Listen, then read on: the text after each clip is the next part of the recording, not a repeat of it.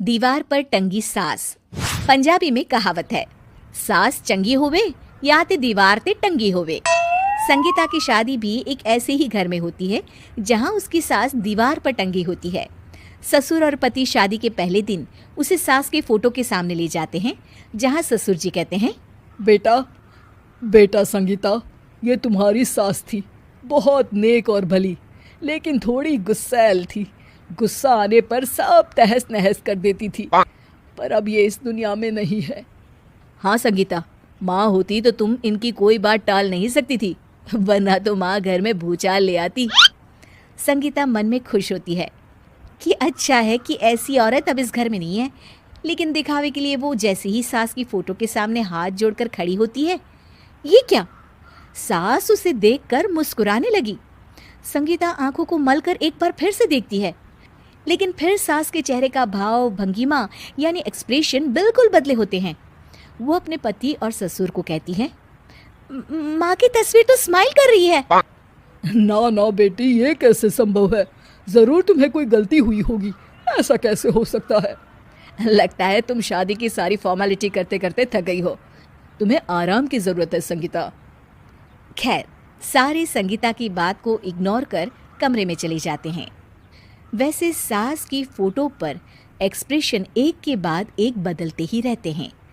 सुबह होती है, पति और ससुर को काम पर भेजकर संगीता कमरे की सफाई करने में लग जाती है कि तभी उसे आवाज आती है, टेबल ठीक से साफ करो। ऐसे भी कोई टेबल साफ करता है? इससे अच्छा तो ये गंदा ही था। किसी औरत की आवाज सुन संगीता दंग रह जाती है और सोचने लगती है कि आवाज कहाँ से आई। आवाज को नजरअंदाज कर वो फिर से अपना काम करना शुरू करती है, लेकिन इस बार तो आवाज बिल्कुल उसके कान के पास से आती है। मेरा घर है ये, जब तक मैं थी चमका कर रखती थी, हर एक चीज शीशे की तरह थी। तुम्हें तो ना सफाई आती है ना कुछ पता है। क्यों तुम्हें मेरे घर की जिम्मेदारी दे दी गई है? पता नहीं तुमने मेरे बेटे को क्या दिखाई दिया। मैं होती तो एक से बढ़कर एक लड़कियों की लाइन लगा देती। अब संगीता को समझने में देर नहीं लगी कि ये आवाज किसी और की नहीं बल्कि उसकी सास की है, जो दीवार पर टंगी है। वो उसके पास जाती है और कहती है, नमस्ते सासू माँ, मुझे तो कल ही लग रहा था कि दीवार में कुछ काला है।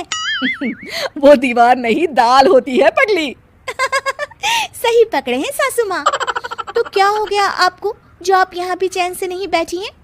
सुना मैंने आपका व्यवहार काफी गुस्से वाला था।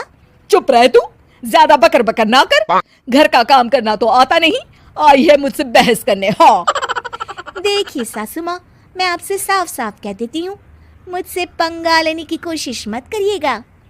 तभी पीछे से संगीता का पति आता है। अरे संगीता, किससे बात कर रही हो? कौन है वहाँ?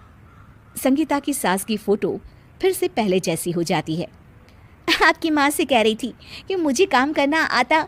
अरे संगीता, माना सास के ताने हर बहू को अच्छे लगते हैं, लेकिन यहाँ तो माँ है ही नहीं, तुम तो फोटो से ही। तुम भी लाजवाब हो संगीता। किसी को विश्वास नहीं होता कि संगीता अपनी मरी हुई सास की फोटो से बात करती है। वहीं आए दिन संगीता की सास संगीता को किसी न किसी बात पर आते जाते ताने देती। संगीता को भी अब सास के तानों और उनसे बात करने की आदत हो गई। वो कभी खानदान की कहानी तो कभी तीज त्योहार कैसे मनाए या किसी व्यंजन की रेसिपी सास से ही पूछती। सारा दिन घर में अकेली संगीता की सास अब उसके लिए तानों के साथ पक्की साथी की तरह भी रहने लगी थी, जो किसी और को नहीं बल्कि संगीता को ही सुनाई देती। तो देखा आपने, सास बहू का रिश्ता हर रिश्ते से ऊपर होता है, फिर चाहे वो खट्टा हो या मीठा।